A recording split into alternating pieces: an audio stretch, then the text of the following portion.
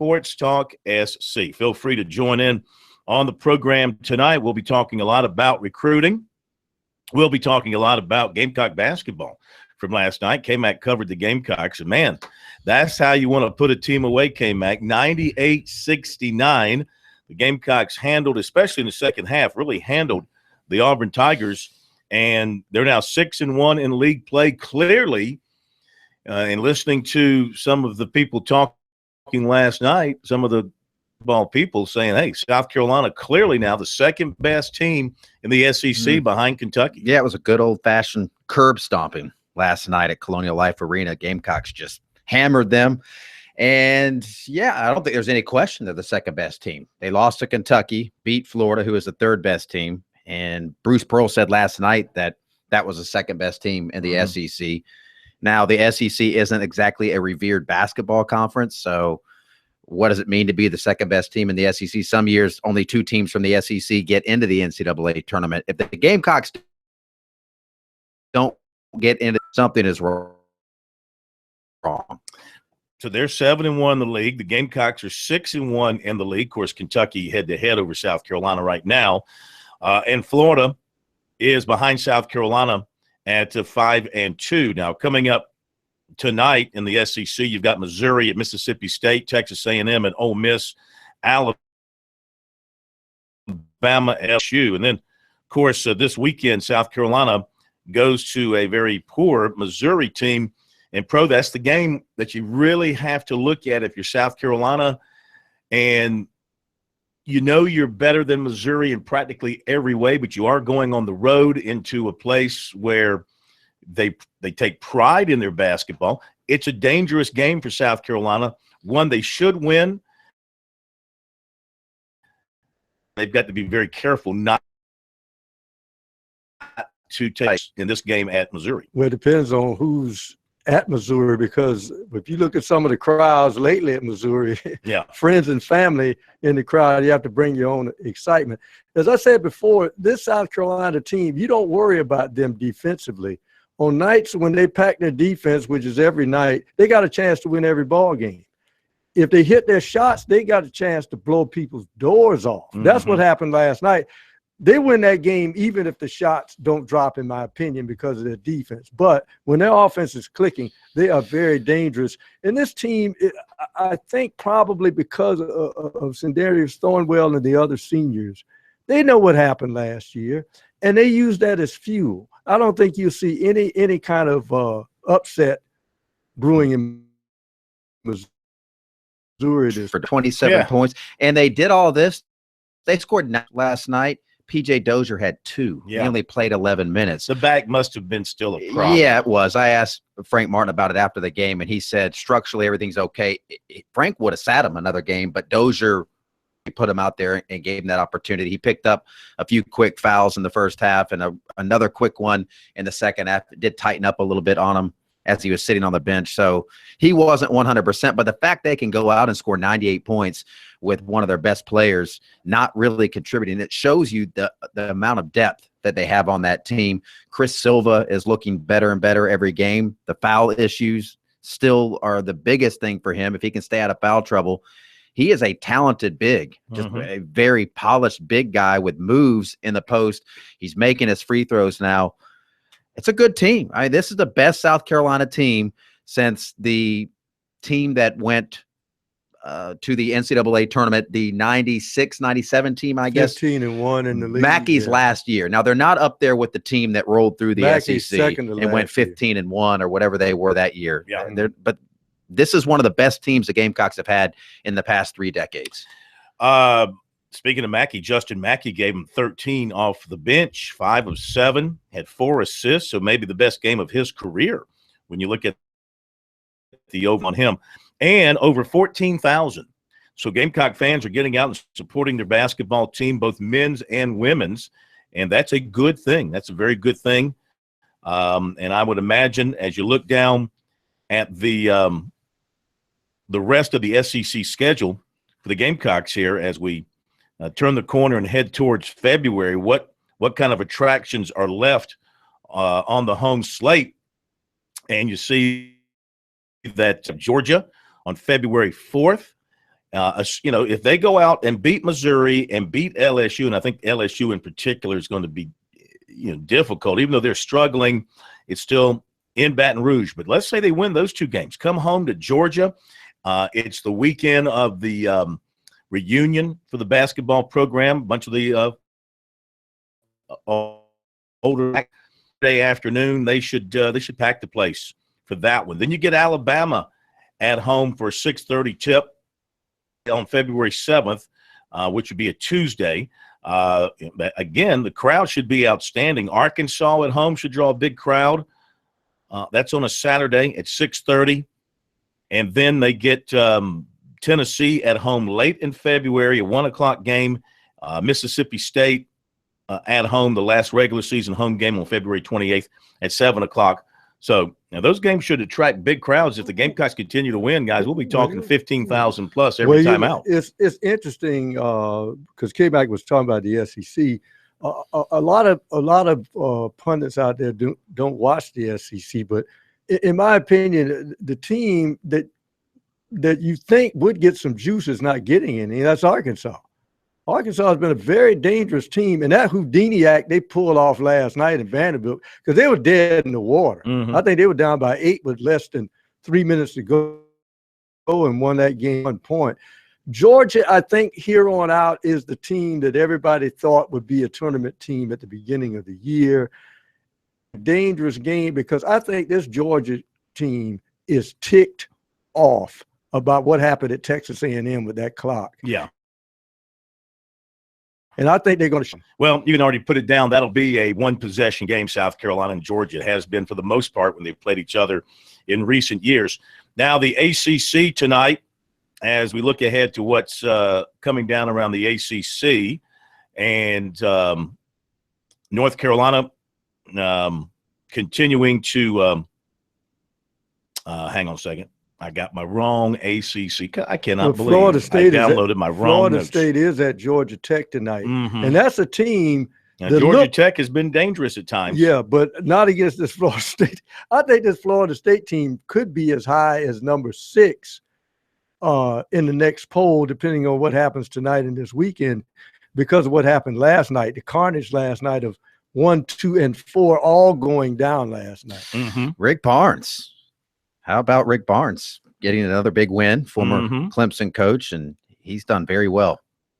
At Texas, I thought he did pretty well. Got a bad, but then second year, some of his players seem to be buying into what he's doing. Big win. Now. You beat Kentucky. You're at Tennessee. You beat Kentucky. That's huge.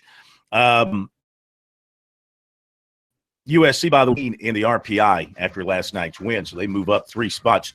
Yeah, Florida State, North Carolina, 6-1 in the ACC tonight. Florida State's at Georgia Tech, and Boston College is at Miami. Good game tomorrow night, possibly. Virginia Tech at. So that was a very gutsy win by Virginia Tech at Clemson. Tigers go to Pittsburgh. Boy, what a beatdown Pittsburgh took last night. Tigers go there on Saturday. Maybe they can get a win. Back in a moment.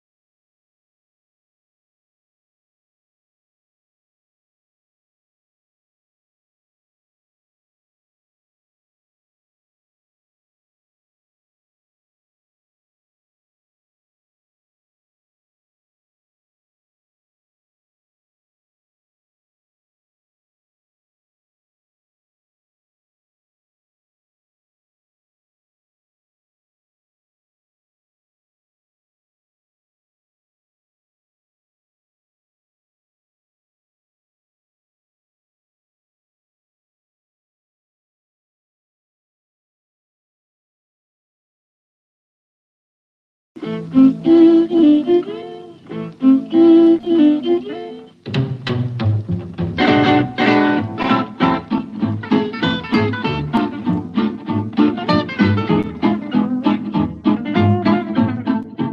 are back. Sports Talk, 800-956-7266. What is on your mind? Excited about Gamecock basketball? Men's and women's. They got it going. Got going on big. That's an area where South Carolina is certainly succeeding. We'll have a full recruiting report coming your way here in just a little bit. A lot of news on our website, recruiting, SportsTalkSC.com. Right now, Will Muschamp is having an in-home visit with Brad Johnson up at Pendleton. And obviously, this is key for South Carolina. Mike Peterson's in the meeting with him as well. Virginia Tech's 2 recruiters are coming in tonight at 7:30, and that'll be it. Brad Johnson will be on commitment alert starting tonight. And he's going to sign at noon on Wednesday, but he's probably not going to wait till Wednesday to announce. So keep an eye out for that. He will, before he announces, he will call both coaches, and one's going to get the yes. He will certainly do that. Which way it's going to go, a month ago I would have said absolutely South Carolina, no question about it. Virginia Tech has just chomp into that lead, and they have tightened it up to where it could go either way. It really could. I think the in-state thing will play large with him. But Bud Foster and Virginia Tech, they've done a tremendous job of getting his attention and showing him how he could excel in their defense, as has USC. Jamias Williams coming into South Carolina this weekend. I don't know anything because everybody's gone underground there, so I don't know anything except what I can read the tea leaves. And, I told you Nasir Ildeen was not a done deal at South Carolina based on what I was seeing and sensing, and that turned out to be true. And I think my gut tells me Jamias Williams, as of today, if today were signing day, would sign with Georgia. That's what my instinct tells me. Now, South Carolina gets the last official visit this weekend, and they could certainly change some things in his head, but they've got to show him. I don't know what they've got to show him. Obviously, a great time. The relationship is still there. Here's why. When you have a kid that's committed, you have to go back and show him, here's why you committed to us in the first place. This is why you chose us over Georgia, over Ohio State, over Tennessee, over all those schools. You got to convince him of that. The problem is then he goes back home to Athens. And there's no more in-person contact. There's plenty of phone contact, social media contact. But, he's going to be right there at arm's length away from Athens and his buddies who go to Georgia and all that kind of stuff. So, and then tomorrow, Travis Etienne is going to announce for Clemson or LSU or Tennessee, the running back from Louisiana. And don't know where he's going to go. This is one who has, except for talking to his dad once, has been totally unreachable, and was a Texas A&M commitment. Visited Clemson last weekend. Clemson kind of late to the party because they had to jump back into running back recruiting after losing Cordarian Richardson to a decommit. He went to Tennessee for a visit, and Clemson, like I said, this past weekend. I know from talking to the dad, they were very, very impressed. And, the dad told me, as we reported it, that his birthday is Thursday, and he might very well announce on Thursday. And sure enough, that's what he has set to do, is announce on Thursday. Okay. Not LSU this weekend. So he could go ahead and announce and commit to LSU and still visit this weekend, or he might blow it all off because he's got basketball. He's got district playoffs going on, and he's already missed some basketball, and he doesn't want to miss any more basketball. So he could blow it all off. And he could commit to Clemson and blow it all off. 6 o'clock Eastern time tomorrow is when he will announce. Okay? All right. So can't with wait excitement. I don't think I'll sleep tonight. Yeah, I don't think I will either. Former Gamecock running back David Williams is transferring to Connecticut.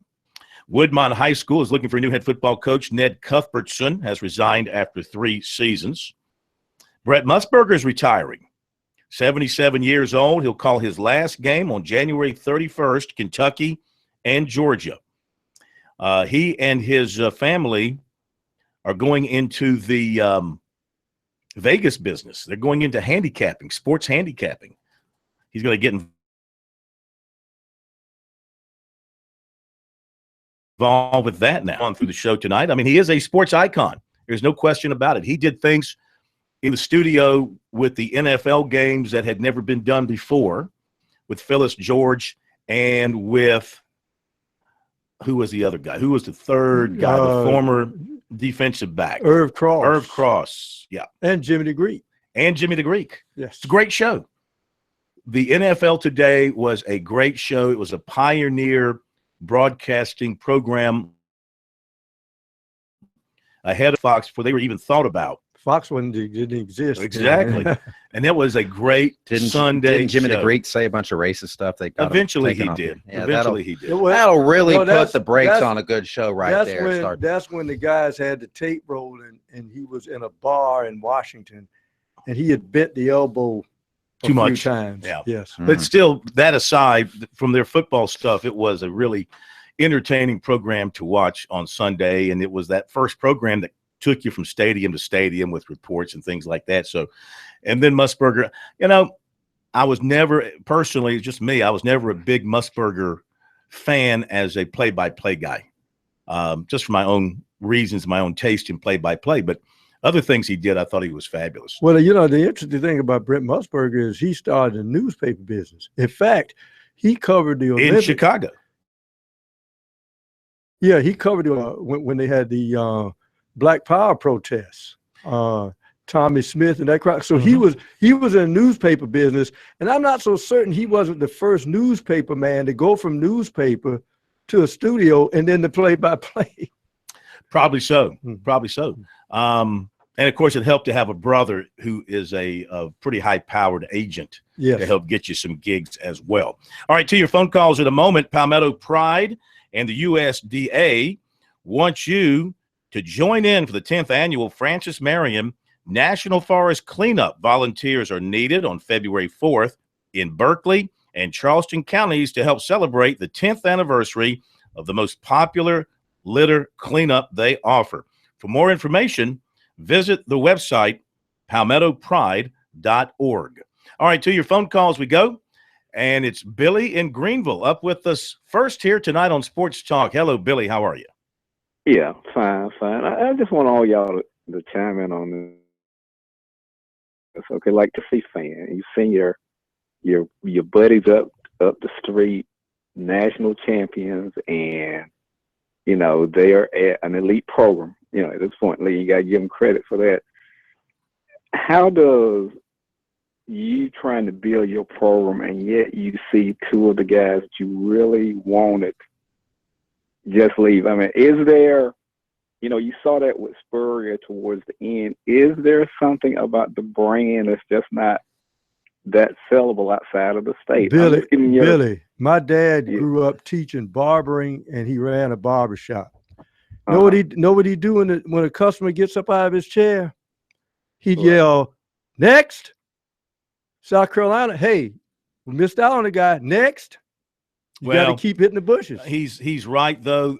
Losing, if they don't get Jamias Williams, having lost Nasir Ildeen, and with Keyshawn Nixon still having academic work to do, that will destroy what was a pretty good-looking group of defensive backs originally, if it could fall apart right there. And I hear what you're saying, but you miss out on great players. You might not necessarily replace them with players of the same ilk, and that comes back to hurt you, especially in a program, K-Mac, that needs to upgrade its talent. It's a public relations game, too, and that's one thing that coaches have to understand. Will Muschamp has to understand that, and Steve Spurrier did understand that. I don't think he got the recruiting aspect of it, but I'll tell you, if they lose these guys and their class gets away from them, Muschamp's supposed to be the closer. I keep saying this. That's why he was hired. He doesn't care about all the other stuff. He's just a football coach. Well, the next one better be good. You don't just replace these guys. Next, you never had warm them. bodies. You never had them. They want 6 and 7.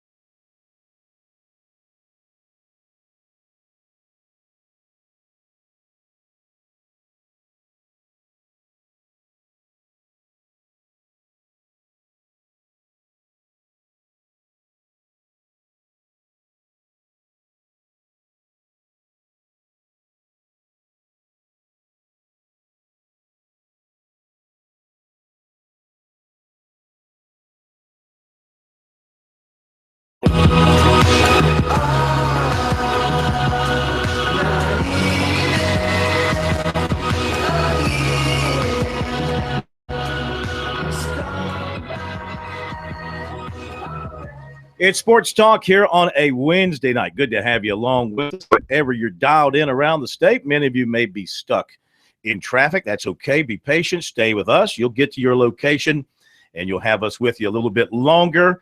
When you get out of the car, of course, make sure you leave that station where it is so you can pick them up in the morning and catch us again tomorrow. And then you can follow us elsewhere on your smartphone, your iPad, whatever device you like to use, your laptop. Go to our website.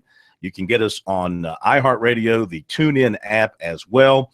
Watch the program, our video feed on YouTube, our YouTube channel available for you, which is Sports Talk, the YouTube channel. So you can watch us in living color. 800-956-7266. Email talkback at sportstalksc.com and on Twitter at SportsTalkSC. Our poll question this week is, will USC hold on to Jamias Williams? And right now, about 53% of the voters say yes, USC will hold on to Jamias Williams. Well, if that comes to fruition, that will be big for South Carolina. They need voters' to keep IDs. I think there was some people voting illegally. Well, they need to hold on to Jamias Williams to have a great player. We say great player. I mean, based on his high school career, based on his video, based on what coaches say about him, he's got the potential to be a tremendous cover corner. He's got all those skills. Plus, not only does he have the skills, apparently, he has that mindset. In secondary, you can't have that fear. He has no lack of fear, even covering the taller receiver who might have that height advantage on him. Well, they always say when you play a taller receiver, jump in his chest, then he can't leap. You make him your height. Mm-hmm. That's what they usually tell you. Lean on into him. And this guy has the potential, even though we don't know what Muschamp thinks about that, but he has the potential to be a two-way player if you want him to, because he's played a lot of wide out in high school and has done very good at it because he's got good hands. They always used to say that the guys that run fast and can cover people and they got good hands, you make them a wide hands play in the defensive backfield, but that's not true with this guy. Well, and I'm not sure that's really a good passing today. And maybe years ago when it was a running man's game, now it's a passing man's game. K-Mac, you need defensive backs who can catch the football. Just ask me about the Packers. I mean, we got a chance to go in only down 17, and a dude drops an interception right in his hands, and we go in down 24. Could have made a big difference in that game. Could have. Maybe. Well, apparently he was catching it somewhere because he made it to the highest level in the NFL. Well, yeah, he was a free agent that the Packers signed, but you got to catch the dang football when it hits you in the hands, even if you're a defensive back. All right, back to the phones we go. 800-956-7266. Patrick in Irmo, welcome into Sports Talk, listening to us on The Point, the blowtorch in Columbia. And I do mean blowtorch. How are you? Hey, Phil. I'm doing great. Hey, I just got to agree with Pro on a couple of things about getting so hyped up about kids that hadn't been on the field in college. I mean, look at Dexter Wideman. I mean, he was a flip, and where's he been? I don't hear anything about him. Shameik Blackshear. I mean, he was a coveted guy. Where's he been? Well, he got shot. Well, but that kind of. Well, no. But I'm just saying that he was a coveted guy. It's his fault. And, it's his fault. He stepped in front of that ball. Where he gets shot. It's his fault. He's in a situation where he gets shot at his apartment. That's right. Yeah, and you're right. You bring up David Williams is a four-star guy out of Philly. He's going to UConn. You bring up a very good point. Don't get yourself shot. In citing Shameik Blackshear, I mean, he was a guy that the recruiting networks piped up as a 5-star type recruit. The next year, Davion Clowney, he literally took a bullet, guys. Let's see what happens. I mean, maybe he's got some off the field issues. I'm not denying that, but I don't think that's a very good example. Let me be cold that maybe he wasn't showing too much before he caught the bullet. But the bottom line is you have to have highly touted guys in your level. This is an undeniable fact backed up by evidence. I know we live in a ever-growing fact-free world. The fact of the matter is, look at the teams that are playing for the national championship, that are playing in the high-level bowl games, that are winning conference championships in the Power Fives. By and large, they have more 4- and 5-star players than they do 2- and 3-star guys. They have good talent. They have good players. That's correct. But there is a ranking system now that is out there that you can say what you want about. These are the facts. All right, these are the facts. I'm going to give you an example. Another example of how that is the ranking system. And this was just told to me today, so it's fresh in my mind. Okay. Another example of how the ranking system is political, and in large degree, if you just take another example, it's false. It's faulty. A coach told me today, who I was talking to in our state, a high school coach, who a few years ago had a very high-level recruit who still plays college football for a high-level program, one of the Power 5 programs, and is a starter in that program. I'm going to just shorten the story.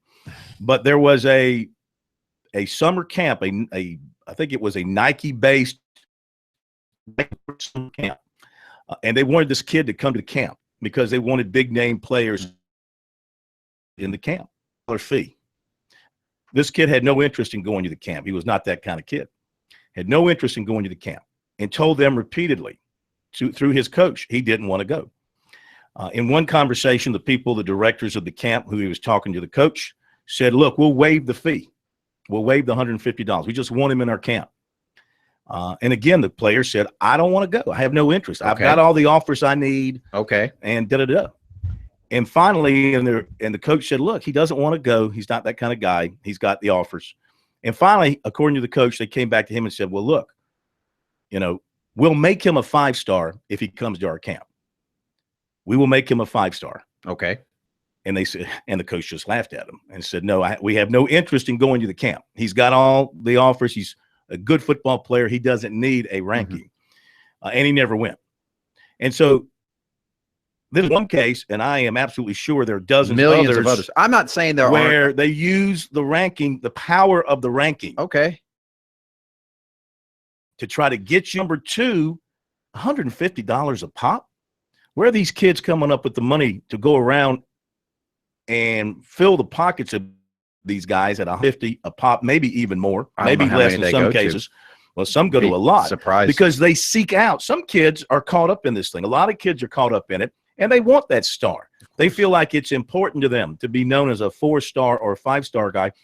That's just part of the game that they have been sucked up into. Well, and I'm afraid some high school coaches, and you know who you are, I'm afraid some of those have been caught up into it too, because they want to be known as that high school coach to coach that 4-star, that 5-star guy.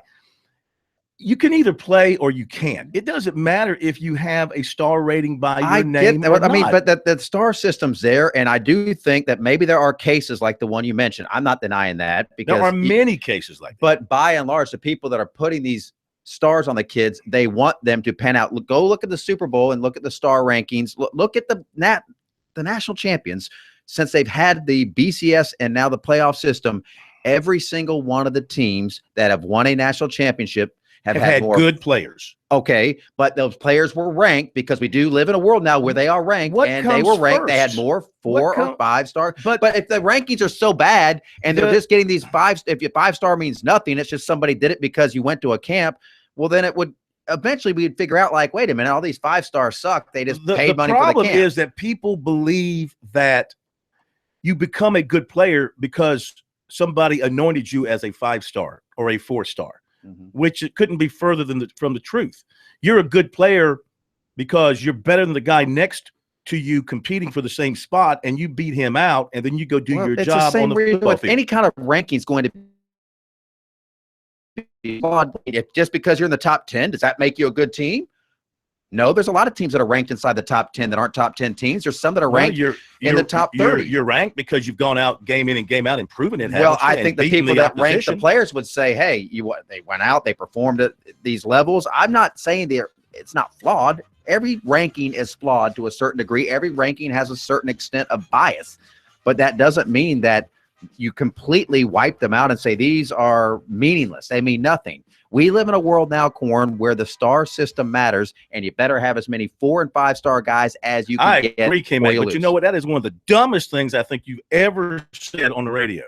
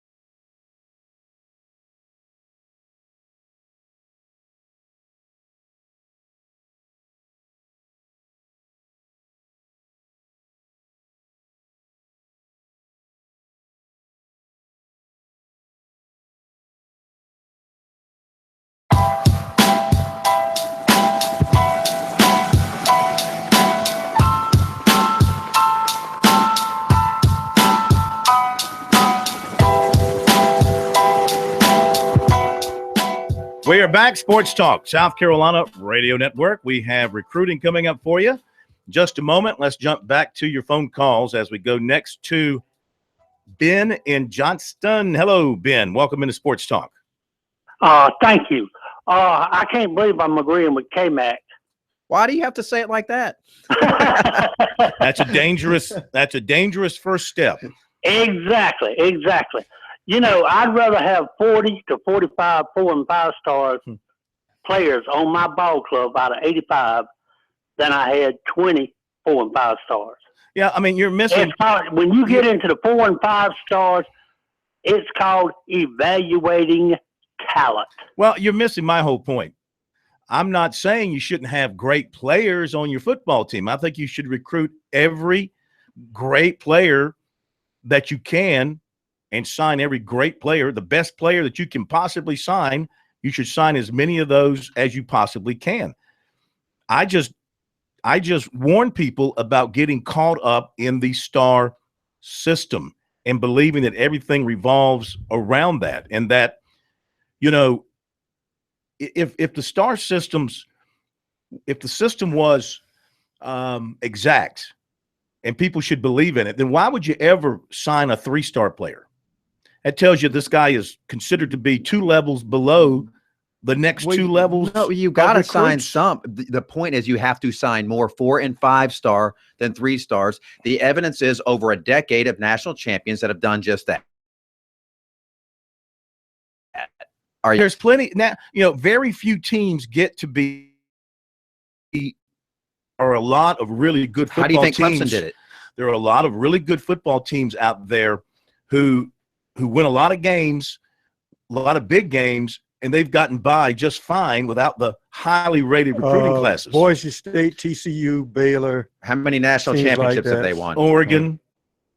How's Oregon doing now? Who else? There's plenty of them out there. But yeah, listen, I tip my hat to the teams that make it to the national champions. They have got to national championships. They obviously have a boatload of very talented players. But you know what? Who's caught 4 touchdown passes in the last 2 national championship games combined? A walk-on. Yeah. How many stars did he have? Who threw it to him? Doesn't matter. Who I'm not threw it to asking who him? the quarterback was. I'm asking who called it. No one's saying it's called all 5 stars. Who beat Minka Fitzpatrick, the 5-star How many stars did Lamar Jackson defensive have? back at Alabama? How many Who beat him? A stars? walk-on. Somebody whose best Nobody's offer was saying that. Appalachian State. Okay. That's like saying how many times Too many you people have a believe 16 the recruiting seed. system is an exact definition of what a player is all about or what a recruiting Nobody class says is that. all about. Nobody says that. The people that sell you the money for them do. Why do Nobody you think says why it's do you think they exact come out science. and say, look how many of our 5 stars are playing in the Super Bowl? Because it's a fact. Okay. Well, because it's a fact. they're the star ranking didn't make them great players. No, the fact that they had talent did, but they That's found the talent, ranked them, and that's what the point is with the ranking system. It's also a fact that there's one Power 5 school that has 4 players in the Super Bowl. Guess who that Power 5 school is? The lowly Scarlet Knights of Rutgers. Mm-hmm. So what does that say? They must have had bad coaching there. My point is Clemson had over 50% of its roster with 4- and 5-star guys. South Carolina had about 30%. How did that game turn out for South Carolina?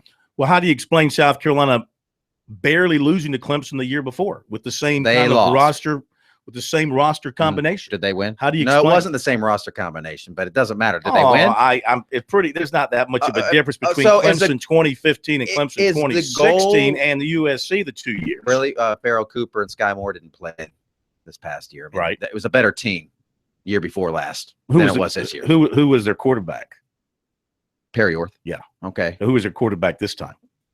Jake Bentley, who didn't even finish the game. And how many stars did Jake Bentley have coming out of high school? I don't know. He had a bunch. Four or five. Yeah. And Jake Bentley's a better quarterback than Perry Orth. Would you argue that? No, I wouldn't argue that. But South Carolina nearly beat Clemson with we agree that 4- and 5-star quarterback. players are usually really, really good. We agree that it is an undisputable fact that teams that have more 4- or 5-star players win championships. So why are we debating whether teams should go out and do it? A star ranking system is political. It is biased, and you can and your stars can be bought. Well, I'll tell you what I would tell you. I'll take the biased, political 4- and 5-star players and have my roster with more of those guys, more of the political guys. How can you explain Notre Dame? They played for a national championship a couple years ago. The year before last. A couple of years ago. Yeah. How many years? 3, 4 How years ago. How they do this past year? They had a down year. I don't. How What do you want the me to year do? before? You're citing the sample size of one. Year before. I think they won 11 or 12 games. 2 years ago? Yeah, when Clemson beat them in the Valley in 2015. Yeah, I think they lost 2 games. One to Clemson, one to Florida State. Record. They didn't lose a bunch. Then why is Chip Kelly? Not Chip Kelly. Why is Brian Kelly catching so much? Sample size of one. Well, you're talking about a one national size champion. Of 1 or 2. A decade. You're talking about Alabama. Alabama is separate from everybody else. Okay. Alabama's a different animal. How about Clemson? Clemson's had a great 2-year run with what? More 4- and 5-star players on the roster than 3 and very good than players. 2 and 3. They've had very good players. Okay, it backs up my point. I'm not arguing that the best players don't help to make. So you for the agree best I'm team. right? No, I'm not agreeing. I don't even know what you're arguing wait a minute. about. The ranking system means something. You're arguing that the ranking system is the end-all, know-all for college football players, and I'm saying that are not made by their ranking. That what was Herschel Walker coming out of high school? He didn't have a ranking. Right. Was he a great football player? Yeah. Okay. Yes. Could he play a little bit? I'm not saying that given a guy, I'm saying so that's my point. We could rank you 5 stars right now. It wouldn't make you a good football player. I get that. Okay. But you're not a 5-star player. They're not just handing them out like candy. Are there flaws in this? Yes, they are. Okay. So Clowney didn't deserve to be a 5-star player. But they just handed that to him. Did he pay $150 to be a 5-star? Is that how that worked? He went to various camps. So that's he would have been a 3-star. No, he was a. I'm just. He was a great football player without the ranking identifying him as such. He was a 10-star. I'm just saying you don't need a ranking to identify a great football player. It's just very simple. That's all I'm saying. Recruiting. I can look at Marcus Lattimore. I look at Sammy Watkins. I can, and I'm not a football talent scout, and tell you he's a great football player who could play at any level of football. Now, do I have to attach a 5-star to his name to make? But they do.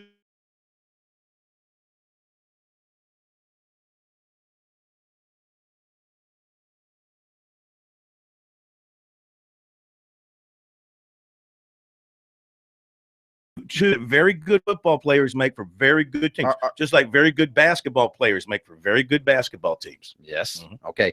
I'm not arguing the fact. There is a way that I'm not these arguing players the are fact ranked. that teams with the most An talented imperfect way, players yes. and the best coaches win the most. Yeah, an imperfect system, yes, but it is a relatively consistent I think it's the biggest scam going in college sports. I think it's a scam. I think that they've sold a bill of goods to the athletes and to the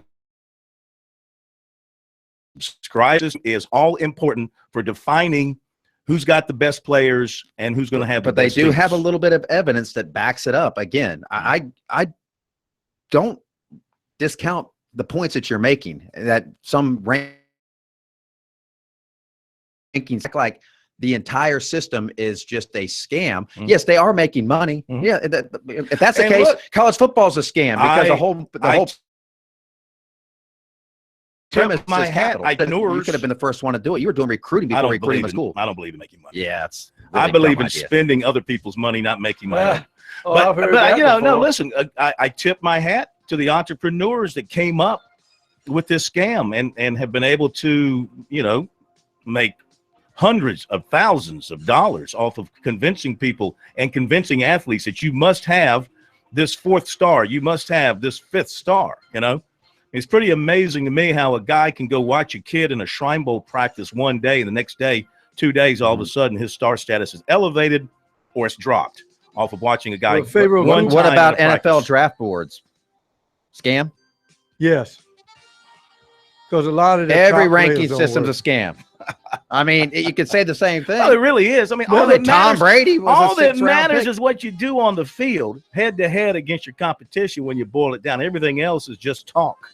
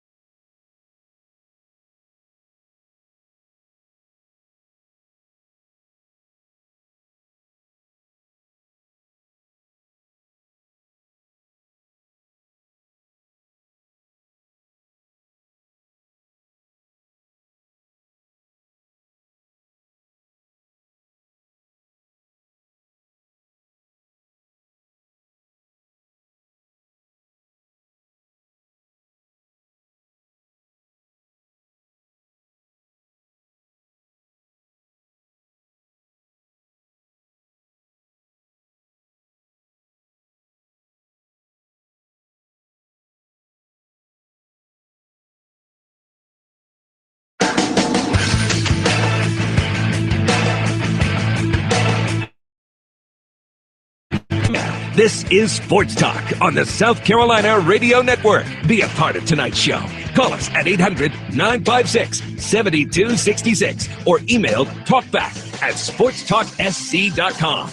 Now, here are your hosts for Sports Talk, Phil Kornbluth, Kevin McCrary, and Tom Hayes.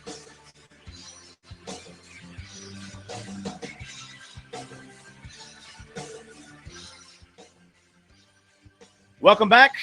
Sports Talk, South Carolina Radio Network. Phil Kornbluth, Kevin McCrary, Professor Tom Hayes. 800-956-7266. Back to your calls in a moment. Let me indeed get into the recruiting report for tonight. We got a lot of ground to cover. I'll be as quick as possible. Succinct as possible. No, not succinct, but quick. Okay, so I'm not going to leave out any material that is necessary. As I mentioned earlier, Will Muschamp and Mike Peterson from USC in home with Brad Johnson. That started at 4. It's probably over by now. Virginia Tech assistants are in at 8:30 tonight. Decision really any time after these meetings tonight. I don't know that anything will happen tonight. He'll want some time to think about it. But tomorrow, Friday, I would think maybe he'll have a decision. He will notify the coaches first, and then he will let his coach know, and I think they'll put something out on Twitter. Johnson is not much of a tweeter. He may let his coach do it, or his coach might just notify the media. Now, I think we were one of the few to talk with Hamzin Nasir-Ildeen yesterday when he was ready to talk about his flip from USC, the All-American DB from Concord, North Carolina. He said that he left his USC this month with his commitment in place. The last week's in-home visit from Jimbo Fisher and recruiter Jay Graham moved him in the Seminoles' direction. Quote, I just felt it was a better environment for me and a better coach and a player every day. And the relationship with the coaches is a big part. I feel like I can earn some playing time depending on how my development goes and how much work I put in. He said Florida State had always been in the back of his mind. The thought of going there didn't crystallize until last week. He said deciding not to go to USC was difficult, had nothing to do with anything that happened on his visit or anything between him and the coaches. He said it also had nothing to do with hesitation about playing early instead of redshirting, as was suggested by a Gamecock website insider. He said, quote, I never want to be a redshirt. I just want the chance to be developed. However long that takes for me is however long it takes. He said he sent a text to Will Muschamp Sunday night in Florida State. Quote, it was a really hard thing to do because it's not like something went wrong. Everything was going really good. I just felt like I had a better opportunity at Florida State. It was a hard thing to tell those guys. End of the quote. Clemson running back target Travis Etienne Jr. of Jennings, Louisiana, 1 o'clock Eastern.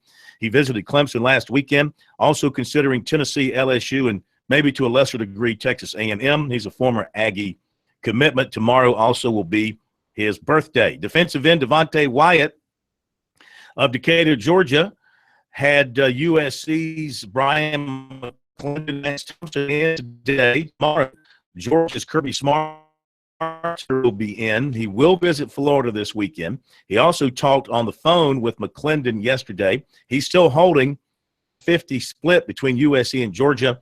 He will announce on signing day. Defensive end Jalen Twyman from Washington, D.C. is set on Tuesday. No more visits planned. No coaches coming in this week. He said he continues to hear from USC. There is no favorite. He will announce on signing day. Muschamp and running backs coach Bobby Bentley on Monday checked in on running back Master Teague III of Murfreesboro, Tennessee. He said that they still believe that he's a good fit for their program, and they really want him. Oklahoma State is the most recent offer for Teague. Defensive back Jarius Brents of Louisville said he's getting mail from USC, plans to visit at some point. He has claimed offers from USC, Alabama, Florida, Mississippi State, Kentucky, Oregon, UCLA, West Virginia, and Louisville. Clemson offered defensive back Isheem Young of Philadelphia. USC offered 2019 defensive back Jaquan McMillian of Clemens, North Carolina. Blythewood tight end Roger Carter Jr. was offered by SC State. Chapin center Hank Manos, the top A wrestler in the state, picked up an offer from USC. He was very happy to get that offer. The Gamecocks, but being from Chapin, he was very happy to get the offer from the hometown team. And he said it means much that Coach Wolford and Coach Muschamp believe in him. Wolford has made Manos an early priority as he looks to build up the talent on the Gamecock offensive line. And he's in the middle of wrestling right now, so his weekends are tied up with matches. This spring, he plans to see USC again. He's also going to Clemson for a junior day. He also plans on visiting NC State, East Carolina, Georgia State, and Appalachian State. And in baseball, 2019 left-hander first baseman Will McGregor of TL Hanna and 2019 outfielder Xavier Bussey of Garner, North Carolina, committed to USC.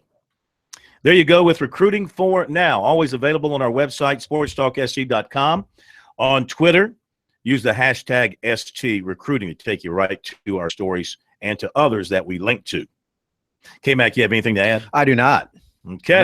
No. For those of you watching on Facebook Live, how many millions tuned in tonight? How many 5-star recruits did you mention tonight? I don't think any. These are all unrated players. Unrated. I don't mention star rankings. Stars. It's not part of my DNA. Mm-hmm. It's not part of my belief system. I believe you're good because you're good.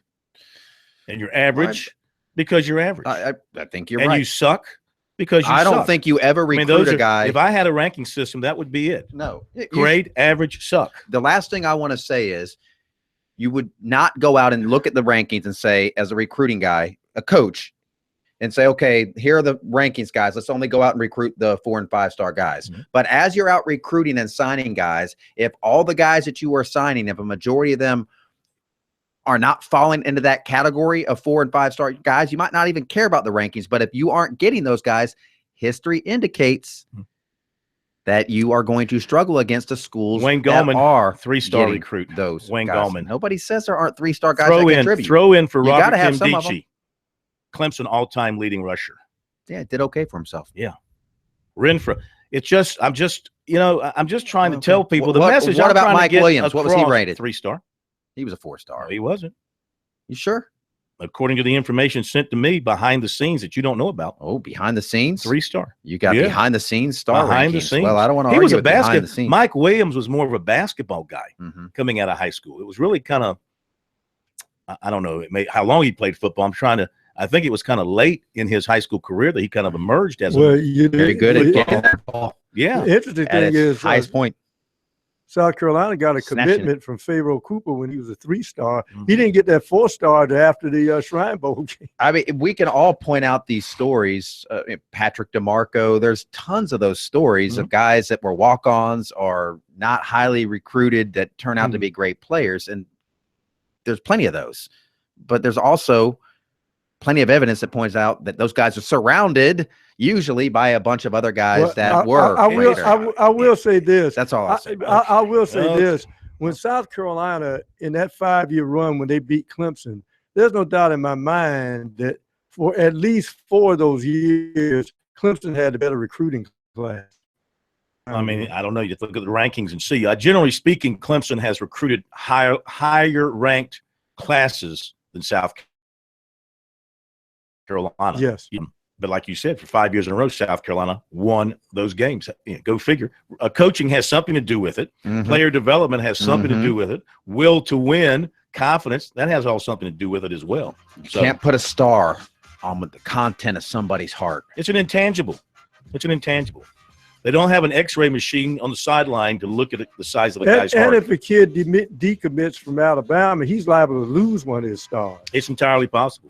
Okay, we'll come back and hit up on your phone calls, 800-956-7266, recruiting questions and other things. Fire away. Be right back.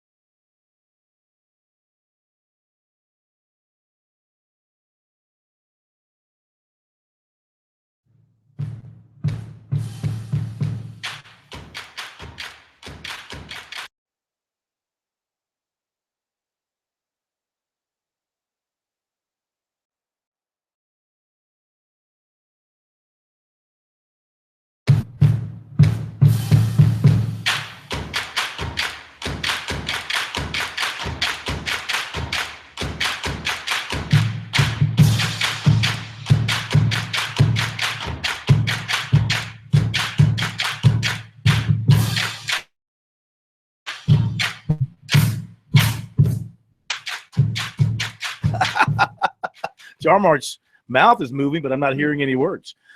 Georgia Tech has jumped all over Florida State. My goodness, 17-4.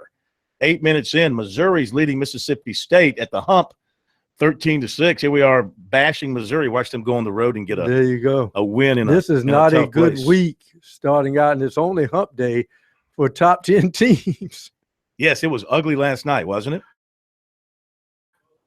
672-66 is our phone number, and we'll get to your phone calls in just a moment here on Sports Talk. You know, baseball's coming up. Practice begins this week, and you can hit a home run with Founders Federal Credit Union. It's now open in Tigertown. Founders Clemson location is located on Old Greenville Highway. Also out the 4 on-campus ATMs. Visit RelaxJoinFounders.com to see if you qualify for membership. Hank in Columbia.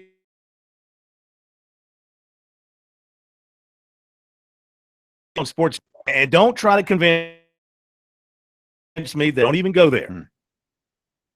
I actually feel I actually side with you tonight. Oh, Hank, the floor is yours. Take all the time. I mean, the Gamecocks don't sign many 4 or 5 star guys. That's turning out great for them. You take all the time. Well, no, I'm just saying that. Remember, there were a couple of years ago when they talked about when I think Seattle those were in the Super Bowl, and they did the Super Bowl and the Pro Bowl, and remember. They said that almost 80-85% of those guys that were in those games were 3 stars. They highlighted there was only a couple of 5 stars, but there were some 4 stars. But the majority of those that made those games were 3 stars. And it's not to say that you don't want to get. I agree with Kim that you don't want to get if you can get a 5 star, you can get them through services. Oftentimes there may be 13 or 12 5 stars in the entire ranking service, and then they go to 4 stars, and you'll have a kid that's like 12th in the country, and that's 13th in the country, and that's where the 3 stars start.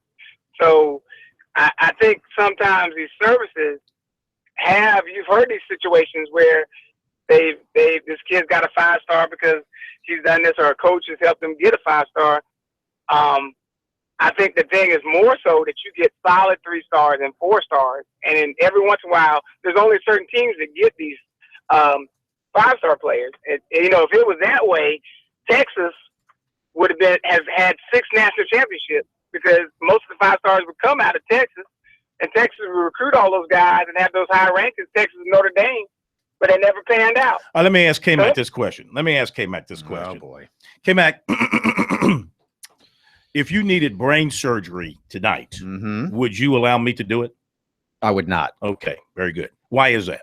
Because you don't know anything about brains. I'm right. not 100% convinced you have one. Okay. So you would not allow me to do brain surgery because I am not qualified. Right. So part of my problem is the people who are assigning these 5 stars. Are they former NFL players, college players, high school players? I couldn't tell you the resumes of everybody that does that. Pee-wee players. I have no idea. That's my point. I'm sure there are I've never some played people, in the NFL. I'm sure there's some people with very good, solid NFL with solid football backgrounds who are evaluating talent. And then again, you got people who have never played the game at a high enough level to sit there and say, for all the world to see, in my opinion, this guy's a 5-star, this guy's a 4-star. The Arizona Cardinals have a female coach. She's never played in football at the highest level. Is she not qualified to coach in the NFL?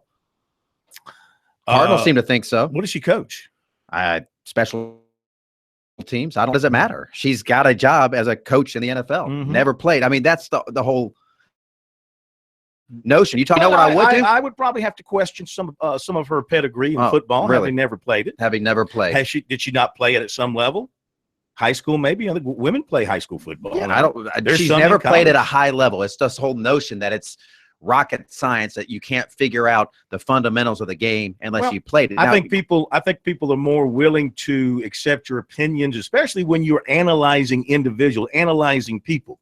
And you're bringing up, well, you say I never played in the NBA, but I could talk about a team or a bad one. Yeah, but that's not the same thing as assigning. You are assigning an identity to somebody when you analyze them and then you publish on your site for money that people pay you, in your opinion, Joe Blow over here is a 5-star, while Billy Bob over here is only a 4-star. What separates them? And what makes you God in the recruiting rankings to say for all time, forever? Because people, once they hear your star assignment, they even to your death. Remember, I brought up a story that was written about the poor kid that got killed in a car accident down in Mississippi, and the first thing in his obituary in the newspaper was that now 3-star so and so was killed.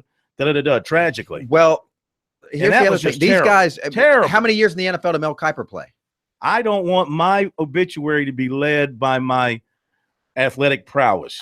Well, that would be a very short obituary. How many years in the NFL did Mel Kiper play? How many home runs did you hit in high school? How many? Did you hit a home run in high school? How many? Yeah. You did? I was fine. I'm how sure you were. How many did Phil, you hit? Can we stay on No, point? I want to ask you. You're challenging my athletic history. I'm asking more than one. How many home runs did you hit in high school? In high school baseball, more than one. At Pillion, more than I one. can check the record book. Go ahead and check. It will show more than Go one. ahead and check. How many? There's fences. Certainly I don't know. I don't remember my. You can many that you can't remember. I don't know. I don't know my high school baseball stats. Under 5. Okay. Yeah. Okay. Now can we get back to what we were talking about? Yeah, Kornblut, the great athlete he's known for in his own mind. I'm just telling you. Great radio. I hit a home run. Yes. Over a ditch. What was your question? We heard all about it on your birthday. It was like a 4-minute story. What was your question? Mel Kiper, how many years in the NFL did he play? 0. Okay. But he has a draft board every year. Yes, he does. But, he doesn't just base that just on him. He actually talks to coaches. He does. Discuss, and the same thing that you want to rip these guys. And again, I'm not defending the system as flawless and the end-all, be-all, and they miss. But these guys do talk to coaches. They do research. I don't know. The bottom line is, if you want to win at a high level in college football, you better have guys that are ranked in those. You don't have to recruit them because they're ranked, but when you sign that class, so you're telling Gamecock fans, you're telling Gamecock fans right now, there's no hope for you because you don't have any 5-stars in your class. I'm saying if they want to not have a 5-star in their class. If they want to get to the next level and close that gap with Clemson and Alabama, that's who they're chasing now. They don't have to look very far. That's where they want to be, right? Well, South Carolina wants to win a championship. They're never going to out-recruit Alabama. Never. Ever. Okay. Never. They need to have more. I'm pretty confident in saying that. Well, did Clemson out-recruit Alabama? No. Clemson's class right now is like 17. Now, that's I'm talking about the ones that just won the national championship. Numbers. Deshaun Watson couldn't have played at Alabama? Well, he could have played at Alabama. They recruited the best player in college football. I mean, you have to get those kind of guys. When South Carolina had that run, they recruited the best player in college football in Jadeveon Clowney. That's what you have to have. That lets you know it's not. When South Carolina had their best seasons, they had Alshon Jeffrey, who's in the NFL, Marcus Lattimore, one of the great running backs. Injuries derailed him. They had Connor Shaw, a winner now, not a highly rated guy. There you go. But Stephon Gilmore. But I'm naming way more highly rated guys than not. But you're mentioning, and this is where the debate kind of comes together. Look at the Venn diagram and look at the middle. You need a few, as Ellis Johnson said, you need a few difference makers. That doesn't mean your entire class has to be loaded with them, because even Alabama has 4 and 5 stars who never get their hindies off the bench. So apparently they're not good enough that maybe they should go somewhere else and play. But you got to have glue. South Carolina would not. Hang on a second. And the reason those other 4 and 5 stars don't get off the bench, as you mentioned, is because in side-to-side competition, they can't beat out the guy next to them. And that's what it's all about. Are you better than the guy next to you? And is your performance a winning performance on the field? Not whether you're a 5-star or 4-star. If you're willing to work. If you're a 3-star and you're in the eyes of your coaching staff, you're a 3-star and you're work outperforming the 5-star, who's going to play? The 3-star is going to play if you want to win football games. So it means nothing. We'll continue with your phone calls. Means everything. 800-956-66. Georgia Tech up on Florida State by 10 now, halfway through the first half. Back in a moment.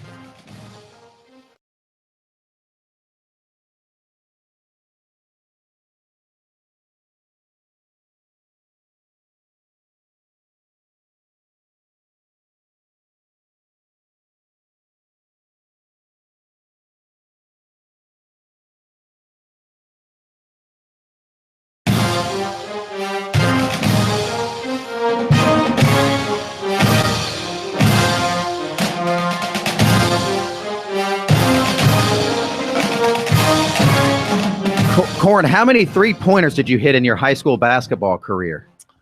Let's see, for the entire career? For your entire career? No, entire life. I mean, Didn't while we're have- calling out stats. Didn't have 3 Did it points. have They the didn't have a three-point shot? three-point. No. Did you guys No. play with the peach basket, or No, did you no, guys actually have we a had net? a regular basket. I had, several dunks and Oh, windmill how jams, tall was things. this basket? It was 10 feet. 10 feet. Yes, regular Okay. height. Yeah, I thought Who's you were going back? to get me on something, didn't you, Kid No, Mac?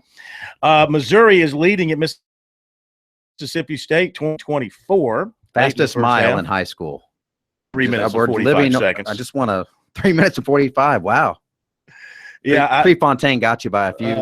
what was his name? Ryan. Who was the guy that set the Right. Kansas? He does the one He that had broke. nothing on me. That's the one that broke the 4-minute mile. What'd yeah. you bench press? 350 350 with my right arm. Oh, okay. You want it with both arms? I want to make sure we're getting all your accolades down here. Anyway, I was trying to say that Georgia Tech is still beating Florida State pretty handily. 26-11. Florida State looks very ragged in the ATL. They have the tonight. best player in basketball, at least the best player name at Florida State, Dwayne Bacon. Mm-hmm. He's not sizzling tonight, though.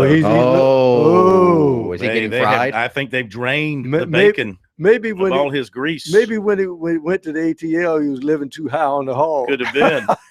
Palmetto Pride and the USDA invite you to join them for the 10th annual Francis Marion National Forest Cleanup. Volunteers are needed February 4th in Berkeley and Charleston counties to help celebrate the 10th anniversary of their most popular litter cleanup. For more information, visit their website, palmettopride.org.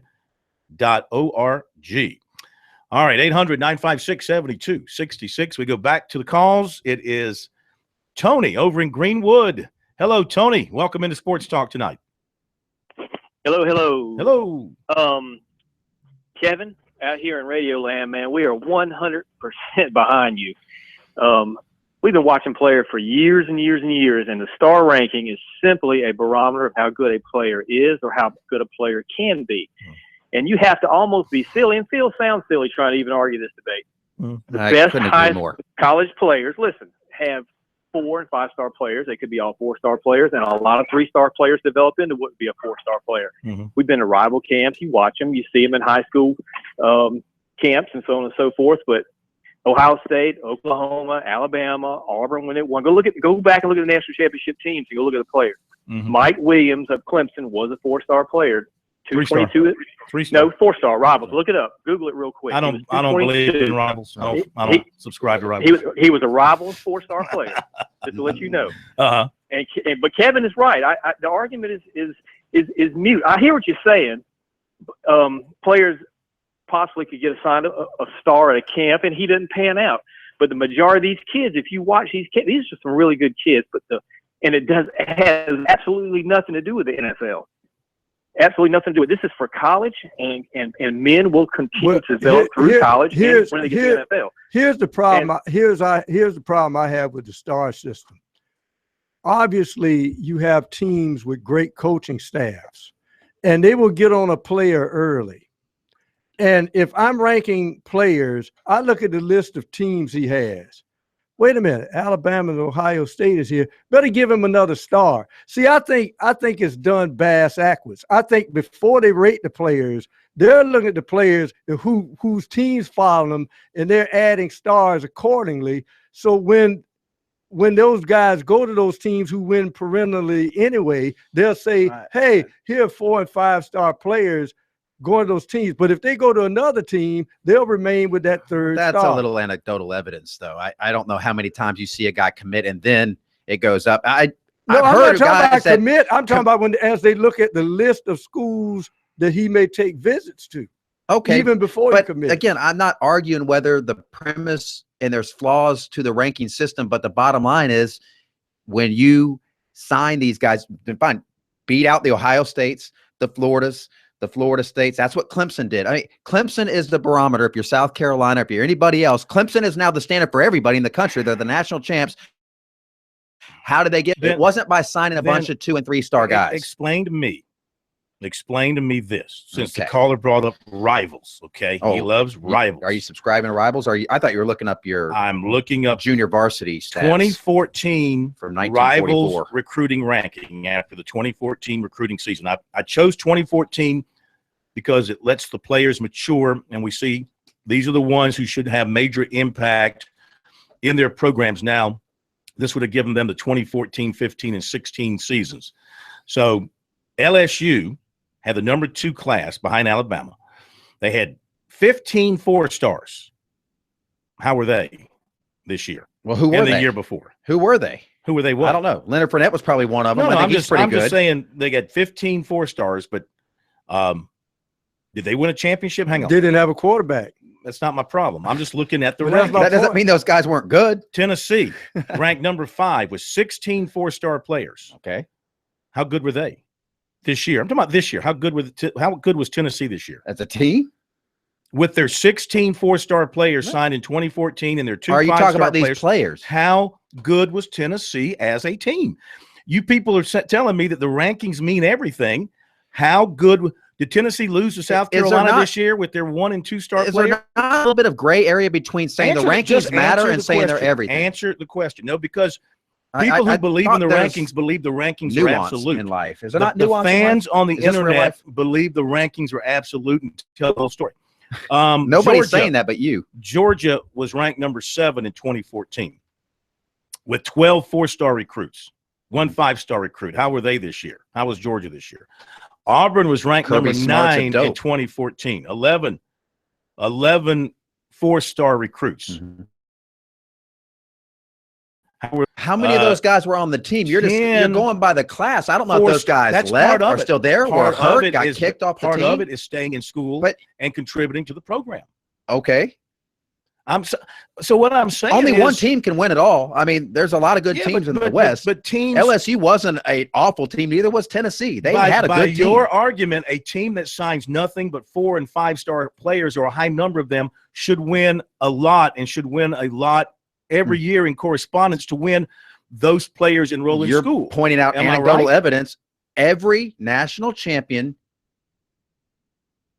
for the past 10 years has had more 4 and 5-star players than 2 and 3-star players. Every single one of them. I mean, so that's okay. They Okay. got the better players. I get and that. look at Clemson. What happened when they were recruiting 4 and 5-star players? What happened to their program? They went from going to the Meineke Car Care Bowl 6 years ago in Charlotte to playing for the national championship twice and winning it once. How do they do that? Signing a bunch of 2 and 3-star guys or signing a bunch of 4 and 5-star guys?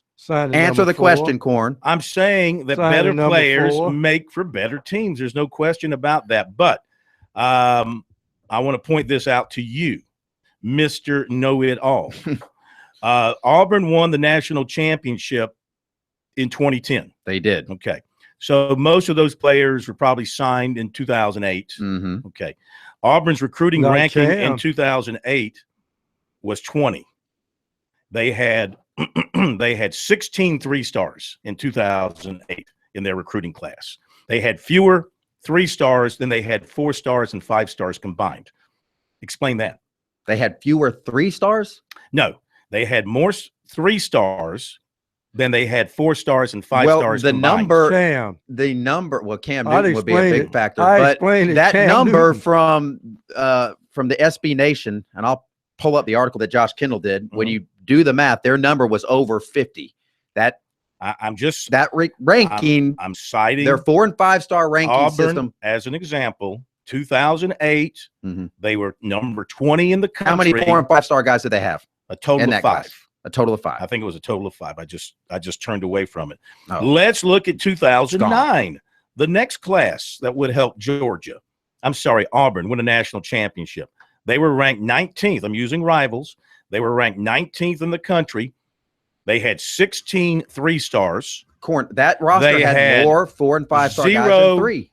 0 I just looked it up. 5-stars, and they had 9 Okay. 4-stars. Well, keep going. But for the 2009 class. their roster that won the national championship had more 4 and 5-star players on it than 2 and 3. Not according to the information I'm looking at from Keep rivals going back. recruiting You've rankings. only went through 2 classes. Well, yeah, I've only gone through 2. I'm talking about Cam the ones Newton. who would have the That's- most That's the immediate short of it. impact Cam Newton. on a team winning a national Whole roster championship. plays, buddy. Be right back.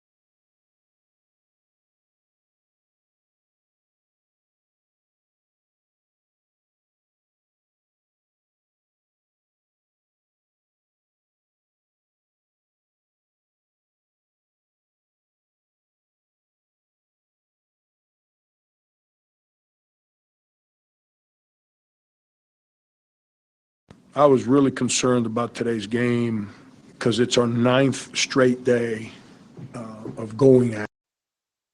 And us.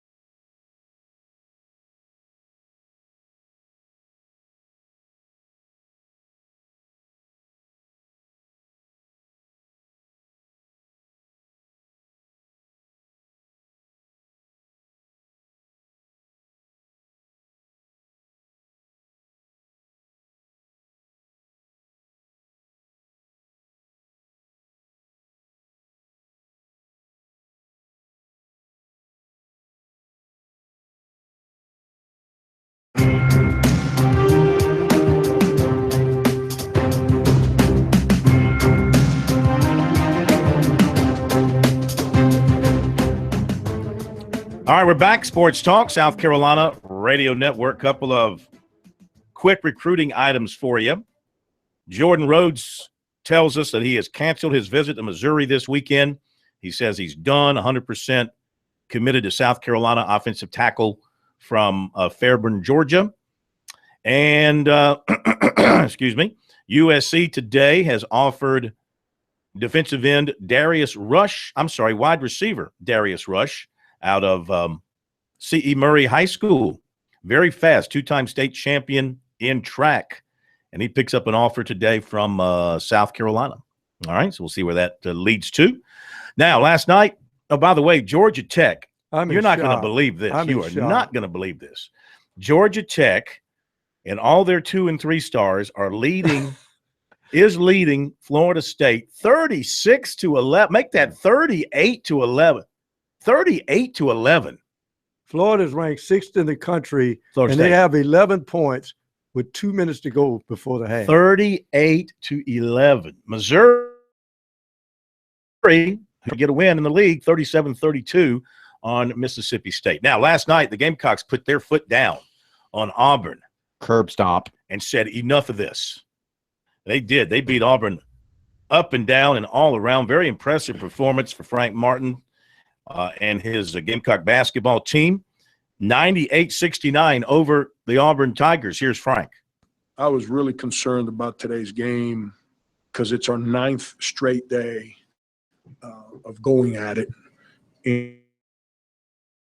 And us young and dealing with some of the head colds and just some of the inconsistencies with our health and coming off a loss, that we have some guys that the moment's a little too difficult. But that's why those 3 seniors and Chris Silva, they were phenomenal the last 2 days. They brought unbelievable enthusiasm. They actually got Mike Kotsar going. And we weren't great defensively today. We were just good enough. But offensively, we played extremely intelligent, and we passed and screened, and we got in the open court some. And then at the end of the day, guys were open, they jumped up, ball went in the net. And when that happens, it makes you a better offensive team. Frank, 15 threes. Auburn has had its issues defending the 3 this year. Was that going to be a focus of the game plan? We just tried to run our offense and attack them the ways we spoke about trying to attack them. And we got guys on our team that have made shots for us in the past and will continue to make shots. Obviously, what helped us a lot, Dave, was we got in the open court. We didn't make it a half-court game. And but we made some open threes early, and they missed some. They were just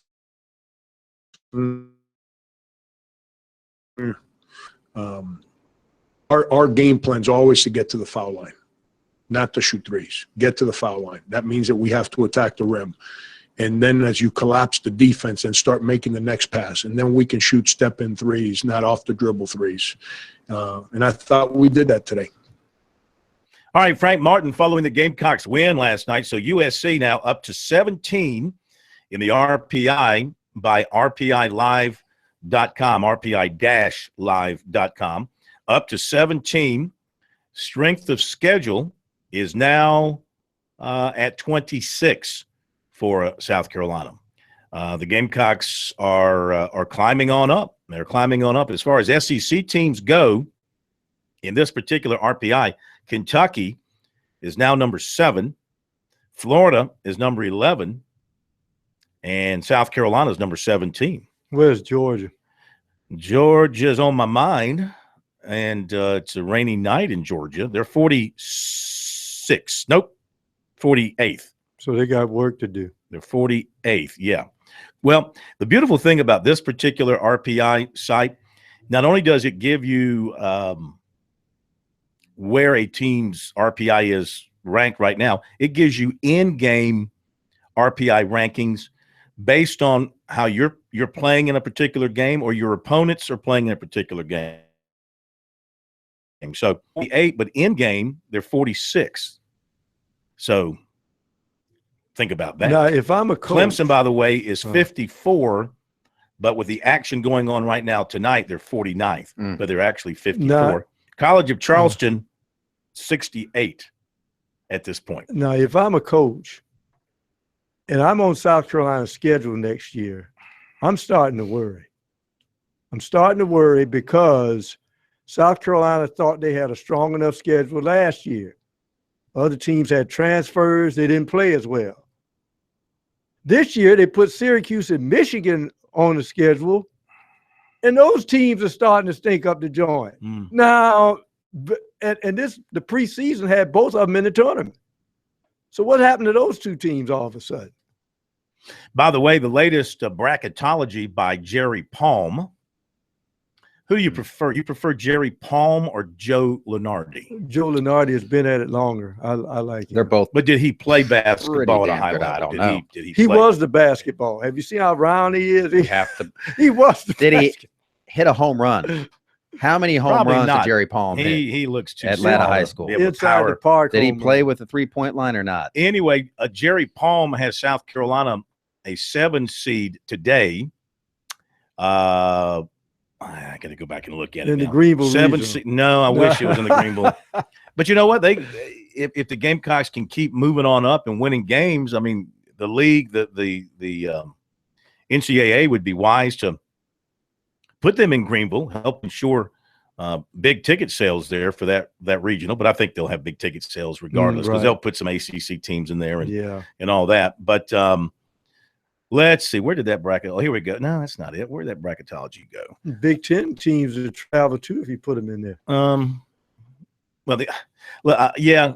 I mean, how many basketball teams fans really travel? Kentucky, Duke, North Carolina, Kansas. Arkansas's fans used to travel in a big way. Anyway, I found it now. He's got South Carolina, a number 7 seed, playing NC State in Tulsa. See, yesterday they were a 7 seed playing Kansas State in Orlando. Now he's got him in Tulsa. So that's how big that win NC State had at Duke.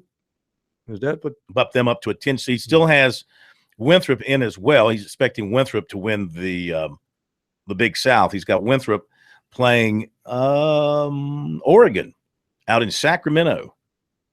And let's see, nobody else from the state of South Carolina is in his bracket at this time. Clemson We got to shake up the Tigers, man. The season's starting to slip away from them. They go up to Pittsburgh on Saturday. Pittsburgh, I guess, has to be considered with the new coach a huge disappointment so far this season. Not only are they losing, but, I mean, they got thoroughly embarrassed last night. Yes, they did. What was that? That was the biggest home loss in ACC history or something, like I thought 50-something it was points. the biggest victory for a road team. 55 points. It was 116? No, 106 to 55 or something like that. It was, I got it right here.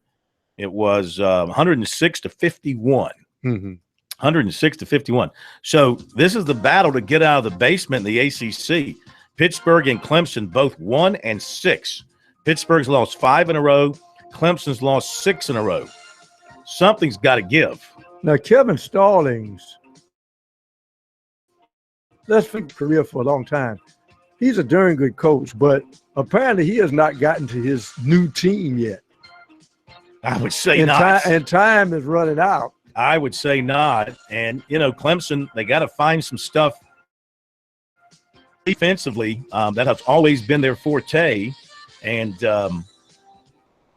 so far the Tigers are not getting it done on the defensive end, and it's costing them game by game. Losing close games, but losses nonetheless. And late shot determination is hurting them, too. They don't have the go-to guy that they need, or not going to the guy they should in the final second. All right. Thank you, K-Mac, Pro, John Mart, Pleasure. Carson Nova. Have a great night, everybody. See you tomorrow.